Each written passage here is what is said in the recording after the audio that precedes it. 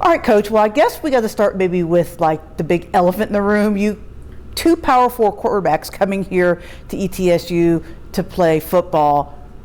I would call that a pretty successful first recruiting class or transfer portal class. How would you describe the work that you guys have done in the portal specifically? I was on the way home last night and I sent a text to everybody on staff because I just had a chance to reflect for just a second on the 15-minute ride home. And I thought, there's so many times in the recruiting process where you're devastated when you don't get a guy, or, you're frustrated about how things panned out at the end.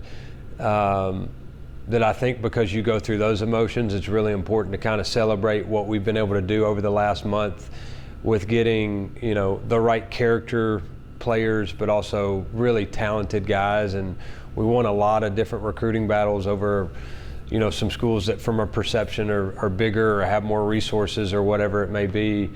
Obviously people will want to talk about the quarterbacks, and those two guys are incredible humans and have unbelievable accolades, and it brings a lot of attention to our program. But there's also a lot of other guys that are in that bunch too, and I feel really good about our roster right now, and got a chance to address them for the first time Tuesday night. I felt like I'd waited forever to meet them all, but it's been a very productive month and a half on the job, and I'm excited about where we're heading. Obviously those two quarterbacks, they make the biggest splash. Former quarterback yourself, I remember you sling the ball pretty good back in your days at Boyd Buchanan. There is zero chance I would have recruited myself. Yeah, they are so much more talented than me. It's not even funny. And that room in general is I'll go throw a couple balls in practice, but I got to ice my shoulder after throwing like a 5-yard hitch route where I used to be able to, at least push it 15 to 20 yards down the field. But I'm glad they don't play like me. But that being said, you know the position well.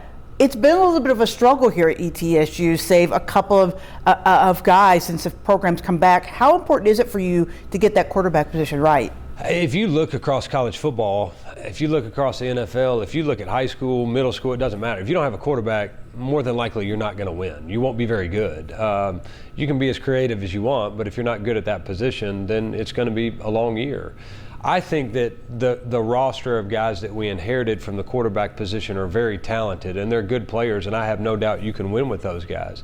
I also think that one of the things I've learned in this profession is the fact that my job is to get the best people and the best players we can, and if that means that you're stacked at one position, there's not a better position to be stacked at than the quarterback position. And so that competition will be fun, it'll be interesting.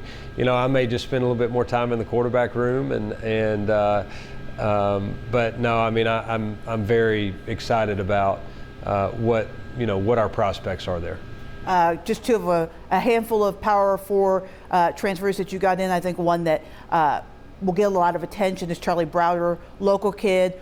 Talk about him coming back home and coming into this program. Yeah, tight end was a position of need for us, and Charlie was a guy that we had some connections with. Our new tight ends coach coached him at UCF, and incredible family, excellent player, has played at the highest level, at UCF and at Tennessee, and just a great fit. He has some measurements that you can't teach. He's got such an incredible catch radius and the ability to stretch the field, and understanding what it takes to win at the highest level, I think will go a long way to help from a culture perspective. So excited to have him back. He's got a vested interest in this place, and he'll be a lot of fun to coach.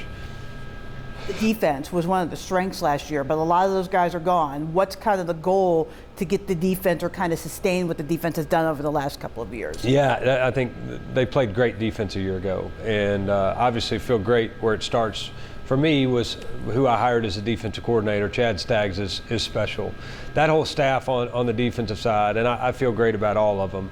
But since we're talking about the defensive side, you got Chad, who's obviously had unbelievable experience. You got, Jameer Hogue, who played at Tennessee Tech and knows this area really well from Morristown. You got Randall McCray that is been a defensive coordinator a lot of different spots, been in the National Football League.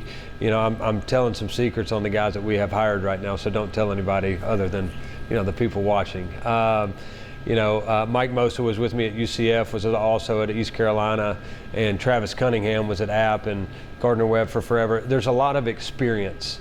And so they've seen different things. They've seen how people try to attack this defense. They've got answers, and they know how to recruit and evaluate. And so that was a big part of it, putting the right people, especially from a defensive perspective, because you have to play good defense to win games. Filling in some holes from a defensive tackle position was a really important part on the first month on the job. I think we got some pass rushers, we added some linebackers, we added some DBs. So with what's coming back, I think we put some really good people in places that we'll be very good on the defensive side. Since the program's return, the golden era, the standard of this program was when Randy Sanders was here. Your relationship with Randy, he came to your press conference. You obviously have a good connection with Coach. How much have you leaned on him? How much will you lean on him to get this program back to what he built? Yeah, he is a legend. And not only is he a legend, but he's been an unbelievable mentor to me. And whether he was at Kentucky or Tennessee or Florida State or here, he's just got this really calming peace and confidence in what he does and who he is. He's very consistent. So 100% will lean on him as much as anybody.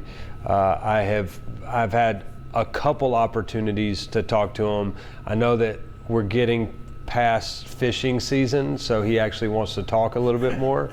And then obviously we're getting past the recruiting season for us, for the 2025 class. So we'll have some time. We'll get him up here, make sure he shows his face around campus a little bit more as at practice, but 100% I'll lean on him as much as anybody. When the book is written on your first year here at ETSU, what do you want people to say? Our first year was...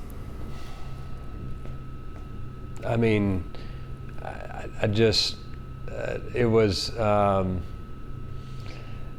that what we promise and who we say we are as a program, as coaches, is exactly who we were, from an energy perspective of how we play the game, from an effort perspective, from how we treat our players, from being the most accessible program in the country to a staff and a group of players that are wanting to be a part of this community and want to be a face of this community.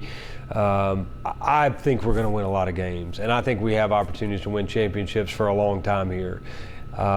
There's a lot of work that has to go for that dream to become a reality, but it's been done, like you talked about with Coach Sanders and some of the coaches in the past and teams in the past.